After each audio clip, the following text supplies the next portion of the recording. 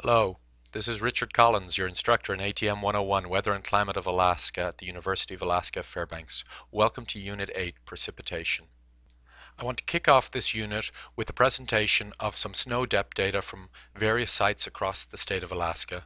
On the first slide we show sites Anchorage and Annette in southeast Alaska, Barrow, Bethel, Cordova, and Granite Creek just outside Delta. And you can see the wide variety of snow depth values across the state, from Annette with very little snow in southeast to Cordova, which has had near record snow this year and has made national radio. We also noticed that in Barrow there's not that much snow, say, compared to Cordova. Even though it's much colder, we may associate cold and snow together, but we will see in this unit that precipitation also depends on the ability of the air to hold moisture. If we look at Fairbanks, Kodiak, McGrath, Tok, and Turnagain Pass is in the Kenai, just south of Anchorage. We again see significant variability across the state. Numbers in Tok and Fairbanks are reasonably the same, but they're higher in McGrath out to the west of us. And in Turnagain Pass, the thing to note is the variability of the numbers compared to those in Anchorage. Even though it's not that far away, the geography of the Kenai at high elevation at Turnagain Pass means significantly more snow. The other thing I would note as you look at these figures is the fact that snow depth both increases and decreases, and so characterizing snow particularly is quite difficult, as the record on the ground does not represent the cumulative snowfall through the season. The overarching question we're addressing in this unit is, how do clouds and precipitation form? Their key questions are listed here. Fundamental questions about the nature of clouds. How do they form? How do we classify them? How do they reflect the atmospheric conditions? That can also be used in forecasting, that the type of clouds present warn us at the type of weather that's coming. How do we get from clouds to precipitation? Not all clouds cause precipitation. Can human activities affect precipitation and the nature of the precipitation? And finally, how do weather radars work? Weather radars are an incredibly important tool in capturing real-time precipitation and real-time forecasting, and they've been part of our ability to warn people about severe weather and save lives as they have been developed and perfected in the last 20-30 years. So what are clouds? Water vapor itself is an invisible gas, but clouds are the highly visible collections of water droplets and ice crystals that can remain suspended in the atmosphere. And here we see in January 2008 and July of 2008 a monthly record of cloudiness over the Earth. We see that the Earth is about 60% covered with clouds at any one time. We also see cloudiness associated with major circulation patterns in the atmosphere, the cloudiness associated with the monsoon in July, the lack of clouds associated with the deserts in North Africa and the American Southwest in the summer, and of course Australia appears relatively cloud-free, sunny and dry. We also see that the pattern of clouds across the equator in January moves northward in July. So it moves from the summer hemisphere, the southern hemisphere, northward into the northern hemisphere. And as we look at circulation patterns in later units, we'll see why this happens more directly. How do clouds form? The situation in nature is more complicated than in the laboratory. In the laboratory, our saturation vapor pressures are based on studies of water vapor over flat surfaces of water. In nature, we're talking about condensation into small droplets, and the structure of the droplets changes the way in which water vapor moves back and forth between liquid and vapor.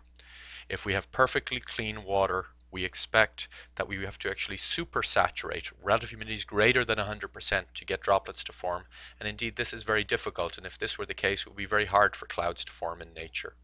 In reality, the atmosphere is full of condensation nuclei, either natural condensation nuclei like sea spray, which are small particles in the atmosphere which facilitate condensation at relative humidities less than 100%. We also have condensation nuclei associated with emissions from industrial and human activities. We also have contributions to cloud formation from emissions actually in situ in the atmosphere. Contrails from aircraft are associated with formation of cirrus clouds. Cloud formation is further complicated by the fact that water in droplets can exist in a supercooled state at temperatures below 0 degrees Celsius. In fact, down to temperatures of minus 40 degrees Celsius, you can have liquid water present in the atmosphere in very small droplets. And we'll see later in the unit that this is an important factor in how clouds create precipitation. Cloud formation is complicated. In fact, it's one of the most uncertain aspects of our climate predictions about how the cloud regime of the planet will change because of questions of albedo, but also because of questions of precipitation. What will the impact be if clouds change? What the patterns of precipitation? Precipitation is the biggest challenge in weather. Snow and rain impact your life far more than just changes in temperature alone. How do we classify clouds?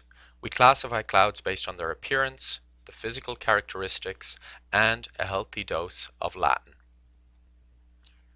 We have a whole variety of clouds we can look at. I'm going to just highlight some common clouds that we will encounter this semester. Stratus clouds are an example of low clouds. These are broad uniform cloud layers across the horizon. They're formed of water droplets, and they're formed when a broad layer of air rises gently into the atmosphere and cools and causes the condensation for the clouds to form. Altocumulus clouds, in comparison, are middle layer clouds. The alto meaning that they're higher than low clouds. The cumulus means that they're puffy.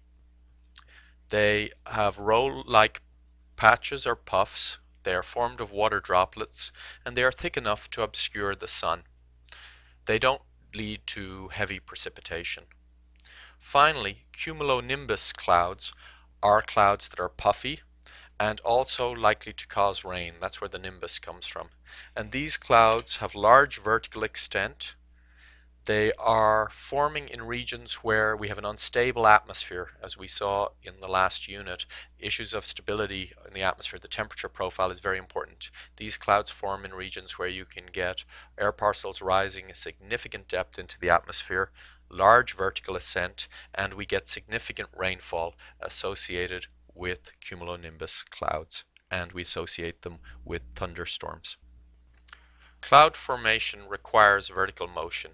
In the upper right panel we see a map of the United States showing cloud formation over the land but not over the Great Lakes, and this is because the land is warmer than the water, and so we're getting heating and rising air over the land and not the water.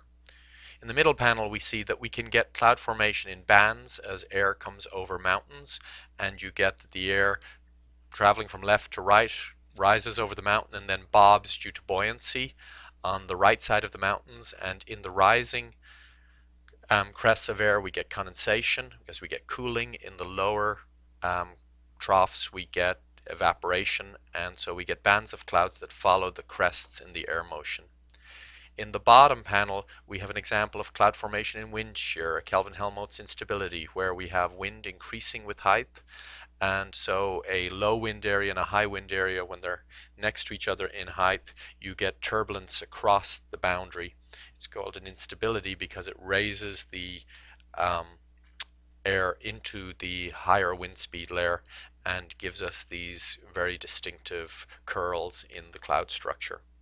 Finally, in the lower left, something unique to Alaska and the Arctic regions, the formation of noctilucent or night luminous clouds in high summer near a height of 80 kilometers. These clouds get extensively studied in Alaska, and they form because in the summer there's a rising cell in the high atmosphere that again causes cooling and allows ice crystals to form. In fact, the mesosphere is colder in summer than winter for this reason. The ice crystal clouds are visible from the ground only at midnight, and the book does a nice job of discussing the geometry of the clouds that they can be seen. So how do we get from clouds to precipitation? In clouds, the particles are held aloft as a balance between the air resistance force and the gravitational force. In warm clouds, the cloud droplets collide with each other. When they collide with each other, they coalesce and become larger. And as they become larger, their velocities become faster. They get dragged down by gravity. And as they get dragged down, they speed up. They collide with other small droplets. As they speed up, those collisions become more effective, and you get a runaway effect where one lucky droplet manages to scavenge the droplets around it and become a large raindrop. In cold cloud formation, you have a mixture of supercooled water droplets and ice crystals. If you go back to the last unit and look at the saturation vapor pressure relationship with ice and water, ice crystals require a smaller saturation vapor pressure at a given temperature than water droplets.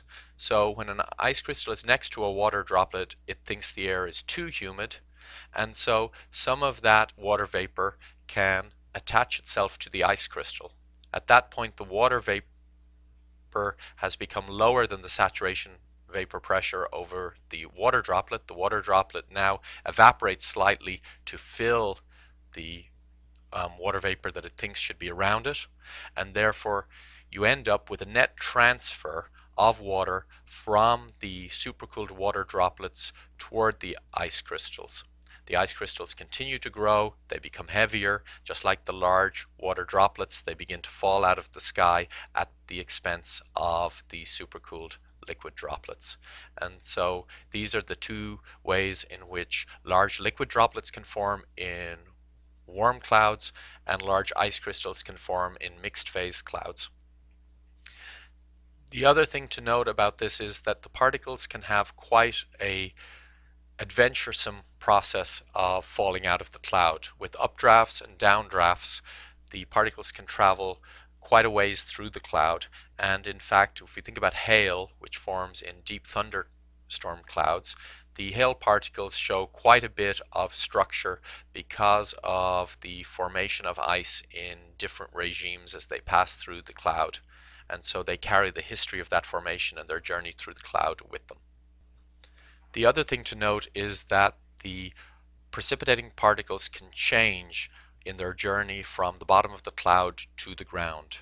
If we think about a snowflake, which is a bunch of ice crystals that have come together, it can arrive at the ground as snow, sleet, freezing rain, or liquid rain, depending on the temperature profile it passes through on its way to the ground. Also, we can have that a liquid water droplet, a raindrop that falls from a cloud, can actually never reach the ground. It may pass through dry air where it re-evaporates and disappears before it reaches the ground. Humans can influence the character of rain and the properties of rain. An example of this is acid rain. Acid rain is formed by release of sulfur and nitrogen bearing gases into the atmosphere. Those gases dissolve in water and form nitric and sulfuric acid. In the United States, when we look at the acidity of water, the pH, low values of the pH are more acid. The value of natural water is about 5.3. It's slightly acidic due to the dissolving of carbon dioxide in the water to give you carbonic acid. But with industrial processes, we see that we get pHs that are lower, significantly lower, in the eastern United States. And it's two factors at work here. One is the increasing industrialization in the central United States as you go eastward, and the second is that the winds carry from the west to the east across the United States, and so downwind of industrial centers we get significant acidification. Because we get rain out of this acid rain. It's also a big issue in Canada, though the map doesn't show it here. And the decrease in acid rain in the 1990s is associated with environmental regulation, where we decreased emissions of nitrogen-bearing and sulfur-bearing gases into the atmosphere. Weather radar is one of the major technological advances that have improved weather forecasting in recent times. The weather radar detects precipitation very well because the wavelength of the radars is about the size of the precipitating particles. Under that scenario, from basic electromagnetic theory, when you are bouncing radio waves off objects, if the object is around the same size as the wavelength of the wave that you're using, then you're going to get a very strong echo. The echo strength is used to monitor the strength of the precipitation because the echo is proportional to the amount of droplets present in the air at any one time, which is a measure of the amount of rainfall or snowfall that's occurring. We can also use a Doppler shift to measure the wind and the movement of the weather system. In the Doppler effect, if the object you're looking at is moving toward you and you bounce a radio beam off it, the radio beam's wavelength will become shorter, its frequency will become higher. If the object you bounce the radio beam off is moving away from you, then the wavelength becomes longer, the frequency becomes shorter. So if your radar is sophisticated enough that you can not just look at echoes, but look at the frequency of the echoes, then you can tell if things are moving toward you or away from you and the speed with which they're moving toward you or away from you. And so this becomes a very powerful way of reaching into storm systems from a distance without having to send in a plane, without sending in humans. You can reach out with radio waves, you can scan the sky in 360 degrees and capture all of the variability in space and time associated with precipitation that may be critical for issues of human safety and protection of property. The two maps in this slide show Alaska and the Pacific Northwest. They show the precipitation measured by weather radar networks in Alaska. You can see that the weather radar network does not cover the whole state. It's clustered in south central, southwestern Alaska, out on the Seward Peninsula, interior Alaska and southeast, and you can see relatively light rainfall down in Bristol Bay and in southeast Alaska. You compare that to what we see in Washington State. We see much stronger precipitation, much heavier precipitation associated with the deep green echoes and the yellow echoes. I just want to point out that we think of rain gauges as a very simple measurement and direct measurement of rainfall. In the real atmosphere, where we don't have rain falling perfectly vertical, but we have the rain being whipped by the wind, the rain gauges don't always work as we might expect, and they're not quite as accurate as we might expect. So it's an example of a measurement technique that in principle should work perfectly, but again, when it's put out in the real elements, it becomes more challenging, and the interpretation and the accuracy of the method become more challenging. The last thing I wanted to mention is a trend in meteorology where we combine the power of computers and our physical understanding with our measurements. The radars provide instantaneous measurements of precipitation. If we have a physical model of precipitation, we can relate the instantaneous precipitation to the cumulative precipitation, the total amount of water that may have fallen during the day that would be important for understanding if there's a flood risk. And so we can put those physical models into computers by expressing them as mathematical relationships and writing them up as computer programs. And what's very important about this in a meteorological perspective is to have high performance computers that can take the data from multiple weather radars, combine it with the model, and estimate the rainfall relatively accurately, the cumulative rainfall in real time.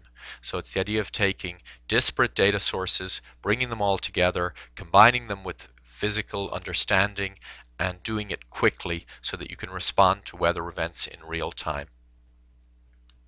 Finally, closing thoughts and summary of the unit. The first thing is that clouds are small droplets and ice crystals that are visible, while water vapor is an invisible gas in the atmosphere. Clouds can form in the real atmosphere at relative humidities less than 100% because of the presence of condensation nuclei, which facilitate condensation of water vapor into droplets. If condensation nuclei did not exist in the atmosphere, then it would be quite difficult for cloud droplets to form. Clouds are classified by their appearance and reflect the meteorological processes that form them, and as a result they also reflect the weather that we might expect from them. Cloud formation is tied to vertical motion. Weather is tied to vertical motion. Vertical motion and the conditions that allow vertical motion to occur are a very important aspect of weather and climate. We've seen it in the last unit, we've seen it in this unit.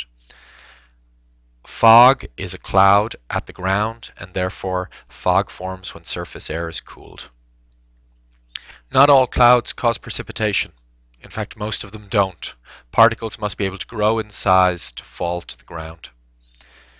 Acid rain is an example of how human activities can couple into meteorological processes and impact the environment. The environmental history of the 20th and 21st century really is the story about how human factors now rival natural factors on our planet in impacting the environment. And finally, radar is a critical tool in measuring precipitation. This cannot be understated. The observational capacity that we have with radars to see storms in real time, to monitor the structure of precipitation in real time at high spatial and temporal resolution is critical in the ability of the National Weather Service to make storm forecasts that are an important part of maintaining human safety.